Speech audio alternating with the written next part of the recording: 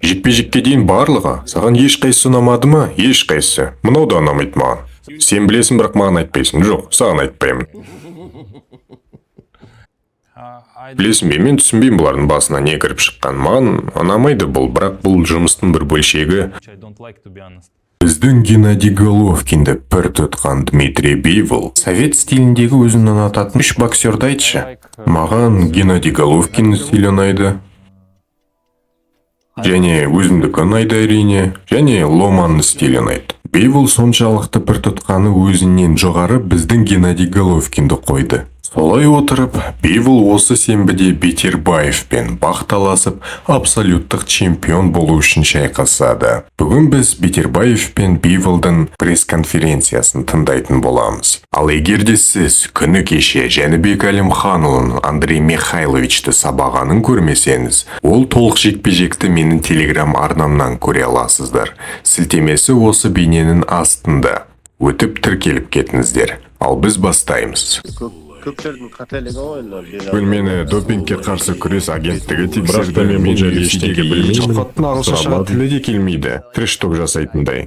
Әрине, маған да титуліне жекпе-жекке дейін өте жақын тұрмын. Сондықтан да тек қана маған жеңіс керек. Бокс әлемінің тарихында алғаш рет жалғыз бір ғана біріктірілген, еш күмәнсіз абсолютті чемпион анықталады. Жартылай ауыр салмақта. Алғаш рет 4 белбеу бір адамның қолында болады.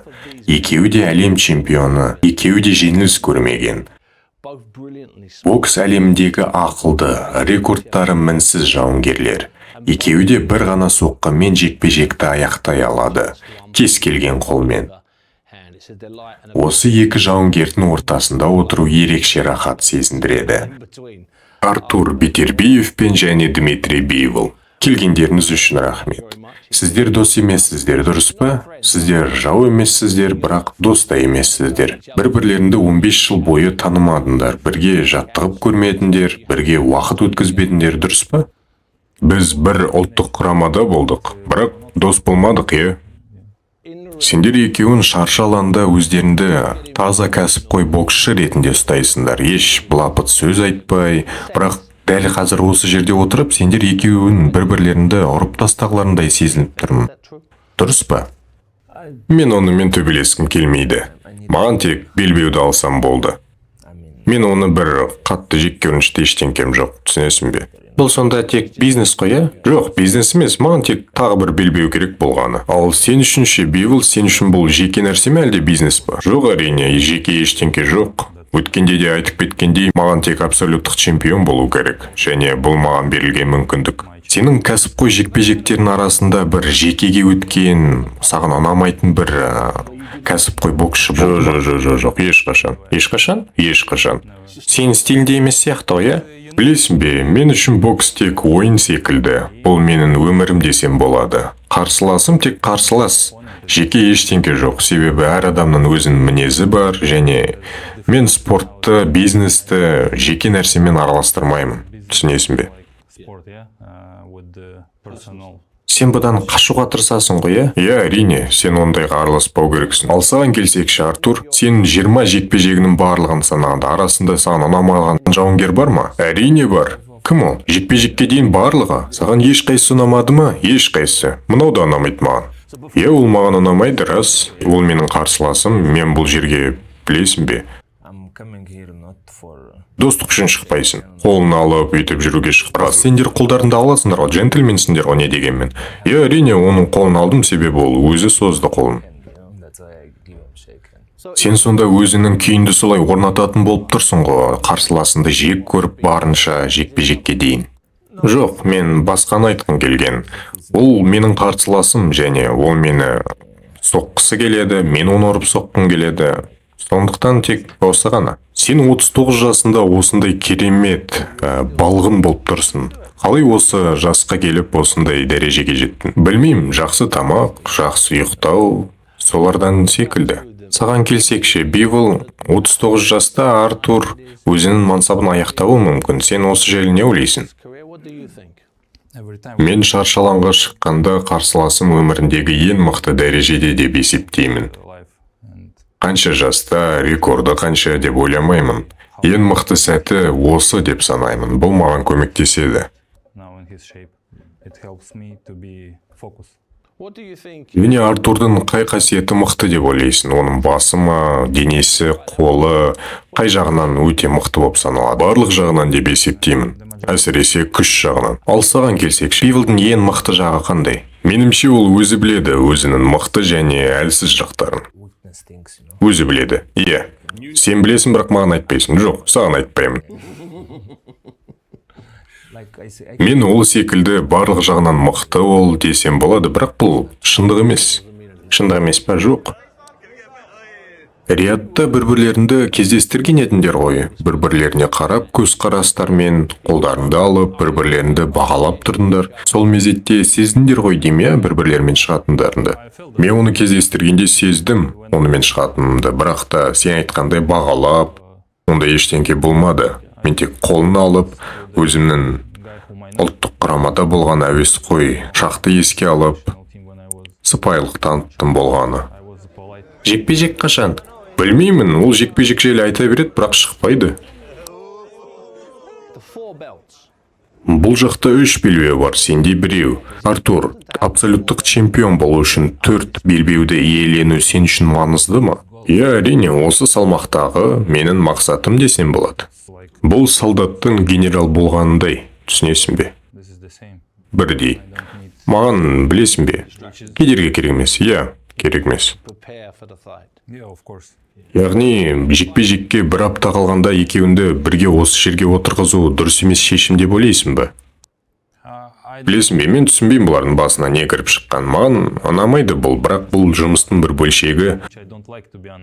Ситибанк ыңғайлы банктардың бірі. Өзіңізге керек кредитная карта немесе банковское дело, кредитование, инструменты, қалаған функцияны таңдап, ішінен өзіңіз қалаған қызметті жасай аласыздар.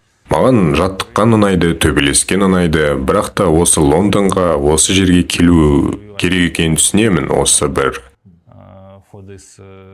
пресс-конференция үшін, иә, пресс-конференция үшін.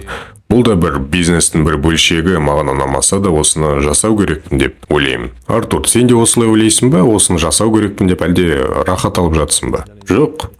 Маған ұнамайды бұл, бірақ жұмысымның бір бөлшегі. Мен осы арқылы нанымды тауып отырмын. Болғаны. Бокс қиын жұмыс па? Иә, мүмкін. Мүмкін бе? Дмитрий, сен де боксты ауыр деп санайсың ба? Сен қанша жасында осы кәсіпқой боксшы болатыныңды түсіндің? Мен бокссыз өзімді еске ала алмаймын. Мен осыны жасау керекпін деп сездім. Болғаны. Сен залға алғаш рет кіргенде қанша жаста болдың? 5,5, мүмкін 6 жастарын. Сенше, Артур, қанша жаста болдың алғаш рет залға кіргенде? 9 немесе 10-да. Сонда сен жағдайында 20 жыл бойы дайындаласың, иә, солай. Сенде де сондай ма, Бивол? 28. Бұл өте ұзақ екен. Иә, ұзақ. Сен Дмитрийге қарағанда не көресің? Қандай адамды көресің оған қарағанда? Мен тек оның қалай бокстасатынын қараймын, оның жеке өмірі түк қызық емес маған. Бәрібір. Тек шаршы алаңда онымен шыққым келеді. Ал сенше, Дмитрий? Мен оған өзінің жұмысын ұнататын боксер ретінде қараймын, болғаны. Канело Альвареспен тағы шығам деп ойлайсың ба? Ол сен жайлы әлі де айтып жатыр. Білмеймін, мен үшін бәрібір. Мен алдымда қазір өзімнің қарсыласым тұр, мықты қарсылас. Ал Канеломен мен үшін нүкте қойылды барлығы. Бітті. Көреміз енді, бәрі де мүмкін, бірақ мен әзір ол жайлы айтқым келмейді, түсінесің бе? Және де, Артур, сен барлық жекпе-жегіңді жеңдің, бірақ та сен қайта шыққың келетін жауынгер бар ма? Сол жекпе-жектердің арасында. Жоқ, ондай жоқ. Сен барлығын мерзімге дейін бітірдің ба? Жоқ. Мен ол жайлы ойламаймын жай ғана. Риядта, дың-дың, бірінші раунд не болады, Дмитрий? Мен палшы емеспін. жоралап не болатынын айтатындай, мен тек рингке шығамын, жеңу үшін шығамын, сол шаршы алаңға болғаны. Артур бірінші раунд бастала салысымен не болады, не басталады? Экшн болады. Экшн болатыны рас. Иә, болғаны? Көреміз не болатынын. Екеуінде мықты дипломат екенсіңдер. Иә, біз үшін білмейтін нәрселер жайлы айтқан дұрыс емес, түсінесің бе? Сіздерден сонда сұрайтыным, сендер бұрында бұны жасадыңдар, қолдарында ала аласыңдар ма рингқа дейін? Иә, әрине.